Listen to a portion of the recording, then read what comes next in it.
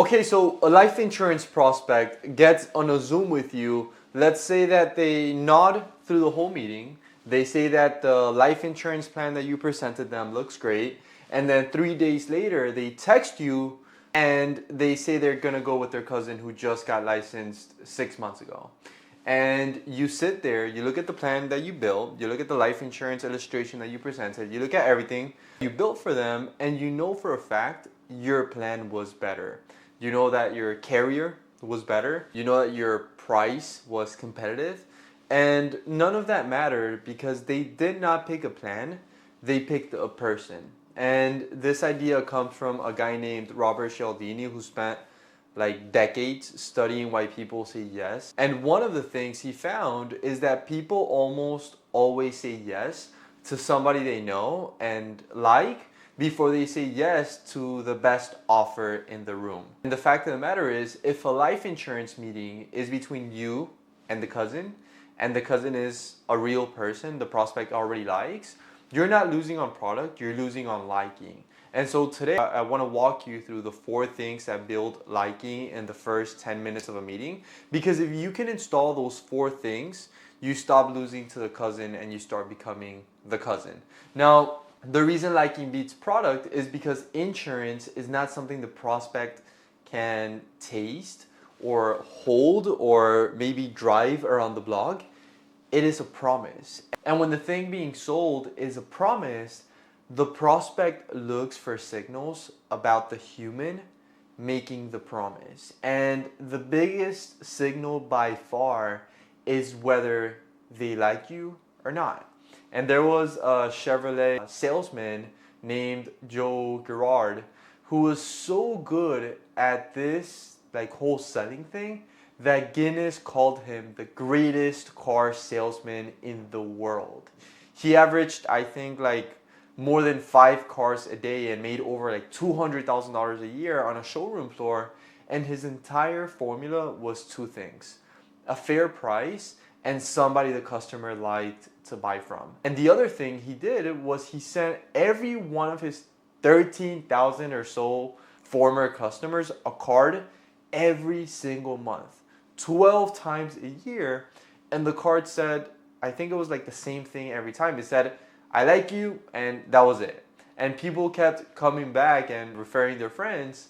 So the first thing to understand is that in a business that sells a promise, being liked is not a skill that you can just ignore. It is the actual mechanism. And so with that in mind, let me give you the 4 things that build liking in the first 10 minutes of a meeting. The first one is similarity. People like people who feel similar to them. And this is not about like pretending to be somebody you're not. That's not the goal. That people can smell that from a mile away. It is about actually paying attention to who is sitting in front of you and letting the parts of you that overlap with them kind of come to the surface. And there was a study on insurance salespeople that found customers were more likely to buy when the salesperson was similar to them in things like age, things like background, things like religion, politics, even like smoking habits. And none of that was because those things were relevant to the product. It was because it made the person feel familiar. So when a prospect gets on a Zoom with you and you see a tennis racket in the background, or a baby monitor on their desk, or like a Marlins hat on the shelf, that is your job. That is you paying attention and finding the one honest thing you have in common and starting there. And there was another study where an experimenter, they dressed like the same way as the college students on campus and asked them for a dime for a phone call that they had to make. And more than 2/3 of the students gave them the dime. And when the experimenter dressed differently, the number dropped below half. And it was the same person asking, they were just wearing different clothes. And that is how automatic this instinct is. So for simplicity purposes, take the first 2 or 3 minutes of the meeting and just look for the honest overlap.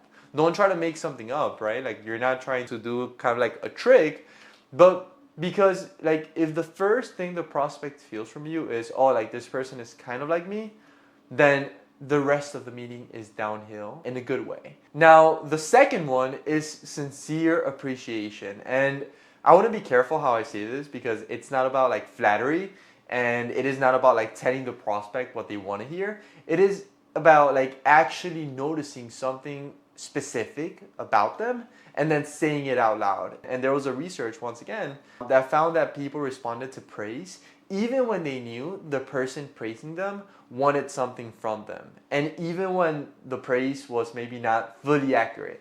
And that is how strong this instinct is. Now, the version that works for us as life insurance agents is not that. The version that works is, for example, when a prospect tells you that they have been putting off the decision for 2 years because they were scared of picking the wrong carrier, and you look at them and you say, hey, honestly, the fact that you're still trying to figure it out 2 years later tells me that you actually care about your family. Because most people would just pick something to shut off the noise. And that is not like flattery. That is a real observation about a real person.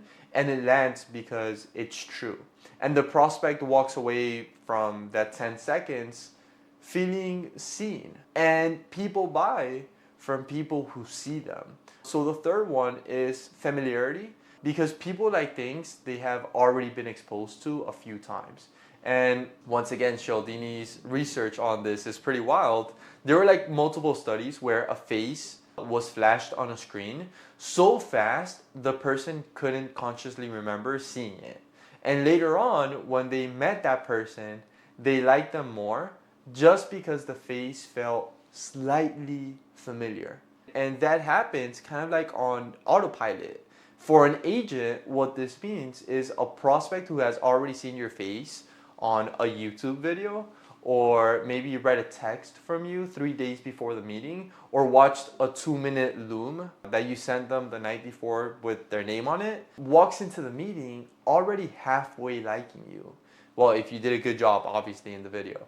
And that is the fix for a cold Zoom call, for example, because a cold Zoom is where you are a stranger and a stranger has to do a whole 10 minutes from zero. But an agent who sends a short personal video the day before, or a text that morning saying, hey, looking forward to meeting with your family today, that's not a stranger anymore. They're already kind of like familiar, and familiarity is one of the biggest levers you have, and most agents are not pulling it. The fourth one is what happens on the other side of the sale. Let me give you an example. Going back to Joe Girard, sent 13,000 cards a month, every month for years. And every card said the same 3 words. I like you. That's it. Like, the card didn't have a pitch. It didn't have a policy review reminder. It did not have a referral ask. It was just a signal that the relationship kept existing after the money had changed hands. And that is what most agents miss, because the reason the cousin keeps winning is not that the cousin is better at the first meeting. The reason why the cousin keeps winning is because the cousin is around at the family dinner and at the birthday party and in the text thread when somebody's dad gets a scary blood test result, for example, in the family. So if you want to compete with the cousin, you have to be around too.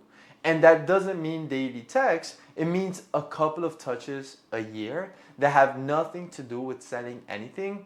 A note on the anniversary of the policy, a text the week of a kid's birthday, a quick check-in in November before the holidays, for example. That is the Joe Girard card in modern form. And I want to say something about referrals here too, because there is a company called Shakely, if I'm not mistaken, that trained its door-to-door people to always show up with the name of a friend of the prospect who has suggested they call. And the company literally told their people in the training manual that walking in with a friend's name was already like 50% of the sale before you even opened your mouth. So if you build the relationship on the other side of the sale the right way, referrals stop being awkward because you're not asking a stranger for a favor. You're asking somebody who likes you if there is a friend they think you should meet. And that friend then meets you with 50% of the liking already installed in their brain because you came in through somebody they already like. So let me tie all of this back together. Life insurance is a promise. And a promise is decided on who is making it, who is making the promise. Liking is the actual mechanism, and liking gets built by four things in the first 10 minutes of a meeting: similarity, sincere appreciation, familiarity, and the touches that continue after the sale is done. So install those four things, and the prospect stops picking the cousin, because as far as the prospect is concerned, you are the cousin. You are the person they already know, they already like, and I would say even already trust to make a promise to their family, which is the whole thing you were trying to be from the start. So with that being said, I'm rooting for you. Let's get to work. Let's do those four things so you can actually get people to trust you and like you as if you were their cousin that also sells life insurance. Take care.